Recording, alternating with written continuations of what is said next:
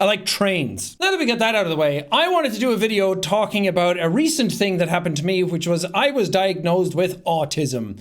I'm going to leave some time there for a lot of you to be like, yeah, duh, we knew. Well, if you knew, why didn't you tell me? No one told me. I want to talk about it because I think it's important to open up that conversation, because after having it be diagnosed officially by a doctor, a lot of people came to me and were like, oh, but you're so like social and you're so like your communication is great, and like I couldn't tell. And I think that that's an important distinction to make, because even for me growing up in like the 90s or the early 2000s, autism had to be that thing that was what is now known as nonverbal autism. It had to be the people who need to stim all the time. It had to be people who need repetitive motions, who can't really communicate well. It was that like really stereotypical version of it that a lot of people still think today is what autism is. And don't get me wrong, that is part of the spectrum of it, and some people are that way, but that's not the entire picture anymore. And for me, for a long time, I was like, oh, I have ADHD. And I thought that that was the reason why a lot of the things I do are the way I do them. But it turns out that ADHD and autism are also like a Venn diagram, or like they're part of the same spectrum, or however you want to visualize it. It's basically, I don't want to say basically, but to put it like in the basic, most banal terms, they're basically the same thing. And I got tested because of my own curiosity. I just like figuring out how my body is, why I am the way I am, how I kind of like fit into different places in the world, and also just to kind of like give myself peace of mind, because when I was a kid, I was the outsider. I was weird. I played video games too much on my own. I like stayed liking the things that other people didn't really like anymore. Like they moved on, like, oh, I don't like video games anymore. And I'm like, oh, I still like love video games. They're cool. I love Sonic the Hedgehog and trains. I actually don't even really like trains or Sonic the Hedgehog. That's how no one knew I was autistic. As I got older, I was like, I have ADHD for sure, definitely. And I went and got tested for that and got medicated for that, and it didn't really work. And I'm trying like different medications right now for it, but at the time I was like, it's not really like clicking. Like I have friends and other people I know who have ADHD, and they take medication like it's night and day. That's not always the case for everybody, but just some of the things they were saying about their ADHD, I'm like, yeah, I'm kind of like that, but also like a lot more. It just felt, when I was younger, it basically felt like I was the outsider. And then when I got ADHD, I was like, I still kind of feel like the outsider. So I felt like there was something more. So I wanted to go get tested for autism. As I was learning more about it, I started reading stuff that people with ADHD can have autism as well, that they overlap with each other quite a lot. And then I was like, reading down the list, I was like, if you have autism, you likely have ADHD, you likely have depression and anxiety, you likely have intestinal issues, you likely have hypermobility and joint issues, and you likely have asthma. And I was like, I have all of these things. I just have like a soup of like mess going on inside of me. And then as I started to understand, I was like, oh, all of these things are kind of like under the umbrella of neurodivergency. And I just thought it was interesting to get checked for different things and also just learn more about myself. And as I've gotten diagnosed with ADHD and autism, and even for me, getting diagnosed with autism was just such a massive positive. He was talking me through it and was like, some people react poorly to it. Some people don't like to be confronted. Some people don't think they have it and are a bit in denial about it. And I was like, I see this as nothing but a win. I finally have like more answers about myself, why I am the way I am. And not just for other people and where I fit in with things, because like it doesn't change anything about me. I'm still the exact same person I was. But for me, it makes me go easier on myself having these diagnoses about the conditions that I have. Like knowing that I'm autistic, ADHD, ADHD as they call it, makes me go easier on myself, being like, okay, that's why I couldn't really keep up in college, because my brain just kind of like works at a different pace. It doesn't really study things the way other people study it in a neurotypical way. And it's made me like recontextualize my life a lot more and made me just feel better about myself. And I think that's the biggest thing that I've taken away from all of this, because I've lived with it for so long now, 34 years of my life, that like it's not going to change anything really. It'll just make me dealing with myself a bit easier. It'll make me go easier on myself and treat myself a bit more kindly. And I think that's really important, because how many of us don't treat ourselves kindly? And a lot of people are probably like, Sean, why are you telling everybody? Well, it's not like you got diagnosed with cancer or something. I get it. Like I said, it doesn't really change much about myself, and it's not like a condition that's like really like life-threatening for me or anything like that. But I think it's a good conversation to have, because when I talked about being diagnosed with ADHD, the amount of people that came out in support of that, but also said that they got tested because of me. Like even my agent said he got tested much later in life, older than I am, because of the stuff I was saying. And I know that some people are going to say the same thing about this, like, oh, I didn't know autism can like present itself that way. Like looking at me, you wouldn't think that I was autistic for a lot of people. So I think it's important to have that conversation and also just normalize it. I'm trying to fucking change this industry. I'm going into next year with an evolutionary mindset that I want to change this fucking industry from people who are obsessed with ambition and legacy. Legacy is just another fucking word for ego and narcissism. Like you're trying to build up a life for yourself that you want people to remember you after you're dead. How self-involved is that?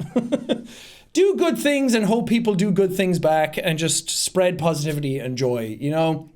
But I want to change this sort of mentality around mental health and the way people operate, and this whole idea of like chasing ambition and views and goals and projects and being better than yourself every single day. It's fine to want to be better, but at the behest of absolutely everything else in your life, where your mental health struggles and all you're doing is being productive and making things and just not living your life or being a person or exploring your own mental health and your own mentalities, or dealing with the stuff in your past that fucked you up as a kid that's driving you to be ambitious because your dad probably instilled something in you, or your mom wasn't proud enough of you, so you're trying to like, you know what I mean? Try to break down these walls and not like hide away from all of this shit. Have people like sit in this sort of like pseudo masculinity nonsense that we're all kind of hiding in. At least from my perspective, being like, I don't know. I'm just kind of tired of the lack of conversation around a lot of this stuff. And a lot of people, when I announced on Twitter that I had autism, people were like, dude, why would you admit to that? Like it's some sort of bad thing. It's some sort of thing that suddenly like makes me worse or makes me a different person. It doesn't.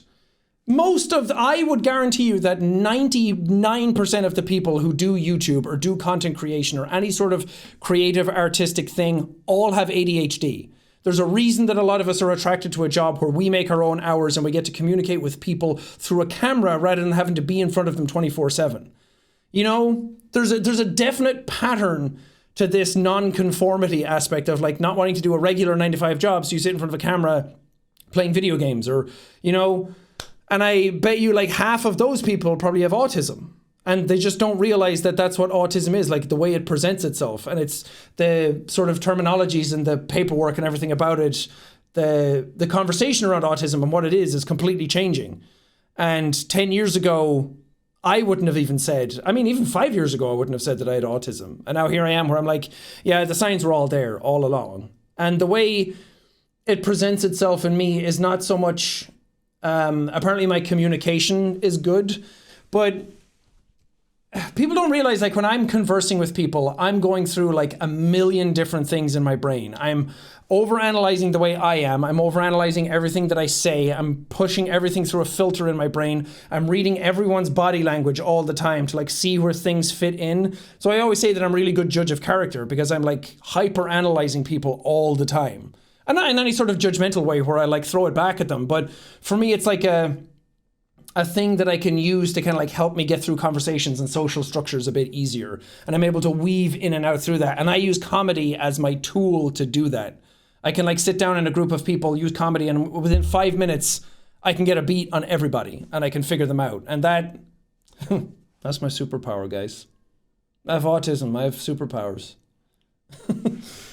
But also with me, it's sensory things. Like I've talked a lot about, like, let's say BB goes for a poop in the kitchen. I can smell when he goes to the bathroom immediately. I can pick up on the smell of shit a mile away. I'm like a shark with blood in the water. And then if he like shits on himself or something, I'm like, Evelyn, you got to clean it up, because if I look at it and smell it and touch it, I gag nonstop. Like I want to be able to help, but I can't do it. I will gag crazy. With certain foods, I'm a bit weird. with like the textures and the consistencies of them. So for me, it's like a lot of sensory things. But apparently I'm doing masking like all the time. So it's really interesting. I think it's interesting to see like a lot of the stuff that people talk about like in social situations and like, no, I'm just introverted and all. You probably are autistic and you just don't realize it. And unfortunately, getting tested for autism is a really tricky thing to do because I went privately because the waiting list publicly on the NHS is like 2 years. Fuck that. I can't imagine having to wait that long to kind of like get an answer for things for yourself. So I feel for everybody out there who has to wait that long. I'm lucky that I was able to go private, and it still took like 2.5 months to get that assessment ready. And the assessment was fine for anyone who's thinking about doing it. The assessment for me was go in and sort of like break down your life in a way that is like, were you always like this as a kid? How did you play with other kids? How did you interact with other people? Were you shy? Were you communicative? How did you imagine your play when you were a kid? And now as an adult, how do you interact with other people? Is it difficult to like keep eye contact? All of those types of questions that you kind of expect will be asked. But there's an assessment form that they go down through that actually is like graded. And for me, one of the scores, there was like a couple of things that I was being scored on, but one of the scores was like, the threshold was like anything over 100 is probably autism spectrum. And I scored like 121. So it wasn't like a crazy high number. But there's definitely like the traits are there. And you're not really supposed to say like moderate, severe, or like high functioning and all of that kind of stuff anymore because it's kind of degrading, but you can kind of like figure out where I am on the spectrum with a bunch of other like terminologies. But the assessment I found actually quite interesting because it is, some people don't like breaking down their life and like confronting themselves in that way, but I quite enjoy doing that. I'm a very introspective person and I like kind of figuring out how I tick. So I thought it was an interesting assessment to go through, but it wasn't scary or anything, at least not for me. So I would say if you're thinking about doing it, but you're kind of like apprehensive about it or scared of it, go for it. If anything, the worst thing that can happen is that you end up exactly in the place that you're in right now. And that's probably not that bad. But all the people out there, whenever I'm playing video games, and they're like, man, Sean's so distracted. What is he, stupid? I was pulling my hair out every time he did this. You guys are making fun of an autistic person. Bet you don't feel so good now, huh? You guys were attacking me over stuff that I can't control. How does that feel, huh? Not so good. Some of the reactions to it, though, were really funny. People were like, Jack, we know you did 100 episodes of Happy Wheels. And that was funny. Or I posted like the mustard meme from the Kendrick album of me screaming. And then right after that was like, I got diagnosed with autism. And people were like, duh. I think that's funny. I think it's fine. I'm okay with people joking about it. I don't really have a problem with that. I think it's kind of funny. But I also wanted to talk about it because this is sort of the year where not only in my personal life, I'm trying to live my authentic self, as it's called, and I'm trying to figure out more about myself and gain the confidence to kind of just be me as who I am. But it's also the year of mental health for me and for Thankmas. And I think that's another reason why I like pushed myself to get these assessments and to kind of like open up that conversation and be sort of that person that kind of takes that initiative. So I have an audience of people that I can use that influence to spread a better message and be more positive about it and break down this whole like, dude, don't admit it. Autistic people are bad, or like people are going to treat you differently, or like it's not cool to do that. Or, you know, I'm just so fucking tired of that. I'm tired of this version of the internet that we live in where everyone has to be like crazy productive, crazy ambitious, build a legacy, be as cool as you possibly can be, show no signs of weakness whatsoever. That's all bullshit. Not showing weakness and puffing your chest up and trying to be the coolest person you can be and be as productive as you can and do the coolest things you can be, that's weakness to me.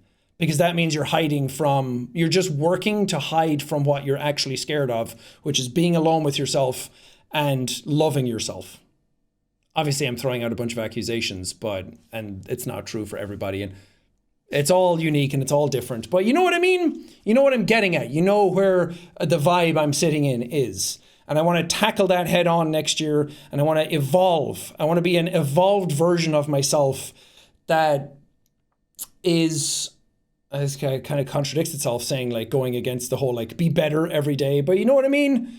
I want to be more open to who I am as a person and not dance around shit because of what everybody else tells me I should be acting like. That's what it is. But Thankmas is going ahead soon. Tickets are on sale. If you are close to the LA area, you want to come see it. We have so many guests. I put them up already. You can go to the community tab and see it. It's all over Twitter as well. I've been posting a lot about it. We have some incredible guests coming up. We have some musical acts. We have 2 shows that are going on. It's going to be a great fucking day. I'm so excited for it. I can't wait to get together as a community and raise money for mental health and kind of like push this narrative of positivity and change and upheaval that I think the industry so desperately needs. Because it's not been a great year for YouTubers and people who everyone thought was amazing and great and like, oh, your numbers are really high, so that means you're a great person. You do a lot of charity, so that means you're a great person. Not always the case.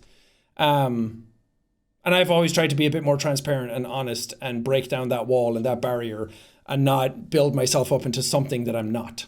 And I think that that's important. That's why I'm having this conversation with you right now. That's why I ramble. That's why we're here. That's why we do it. That's the end of it all. Thanks for watching. I don't know. I have autism. That's it.